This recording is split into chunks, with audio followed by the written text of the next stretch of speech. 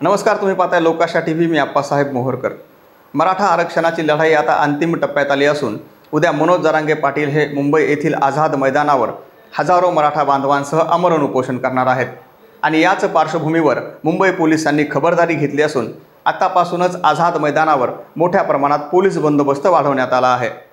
यामध्ये सीआरपीएफ असेल, एसआरपीएफ असेल, महाराष्ट्र सुरक्षा बलाचे पोलीस देखील त्या ठिकाणी मोठ्या प्रमाणात तैनात करण्यात आले आहेत। तर मनोज जरांगे पाटील यांच्या आंदोलनामध्ये, उपोषणामध्ये कुठल्याही प्रकारचा अनुचित प्रकार घडू नये म्हणून रॅपिड ॲक्शन फोर्सची एक कंपनी देखील त्या ठिकाणी तैनात करण्यात आली आहे। या रॅपिड ॲक्शन फोर्सचं काम असतं की कोणत्याही आंदोलनामध्ये किंवा कोणत्याही मोर्चामध्ये कुठल्याही प्रकारची दंगल सदृश्य परिस्थिती निर्माण झाली तर त्यावर काबू मिळवायचा। त्यामुळे आता मनोज जरांगे पाटील यांच्या आंदोलनाच्या पार्श्वभूमीवर मुंबई पोलिसांची यंत्रणा सज्ज झाली आहे। सकाळीच मनोज जरांगे पाटील हे शिवनेरी किल्ल्याहून मुंबईच्या दिशेने निघाले आहेत आणि त्यांच्यासोबत लाखो मराठा बांधव हे आरक्षणाच्या लढाईमध्ये आझाद मैदानावर होणाऱ्या आंदोलनात सहभागी होणार आहेत। मात्र त्यापूर्वीच काही मराठा आंदोलक हे आझाद मैदानावर पोहोचले असून त्या ठिकाणी त्यांनी ठिय्या मांडलाय। त्यामुळे आता पोलीस देखील अलर्ट मोडवर आले आहेत।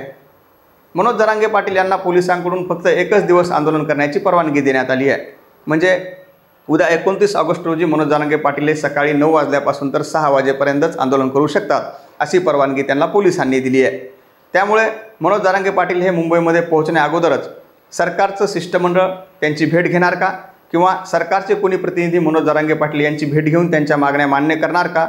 मुंबईला येण्या अगोदरच मनोज जरांगे पाटलांना रोखण्यात सरकारला यश मिळेल का? कारण मनोज जरांगे पाटलांची एकच मागणी आहे की मराठा समाजाला सरसगट कुणबीमधून आरक्षण मिळालं पाहिजे आणि जोपर्यंत हे आरक्षण मिळणार नाही तोपर्यंत आम्ही मुंबई सोडणार नाहीत, असा पवित्रा मनोज जरांगे पाटील यांनी घेतला आहे।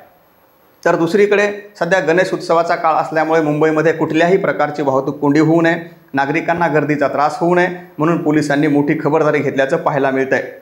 त्यामुळे आता उद्या मनोज जरांगे पाटील यांचं आझाद मैदानावर उपोषण सुरू होईल। त्यापूर्वीच पोलिसांनी मोठी खबरदारी घेतली असून त्या ठिकाणी पोलीस बंदोबस्त वाढवण्यात आला आहे। तर दुसरीकडे सरकार आता मराठा समाजाच्या आरक्षणाचा तिढा कसा सोडवणार हे देखील पाहणं महत्त्वाचं ठरणार आहे। व्हिडिओ जर आवडला तर पुढे नक्की शेअर करा आणि आमच्या लोकाशा टीव्हीला सबस्क्राईब करायला विसरू नका।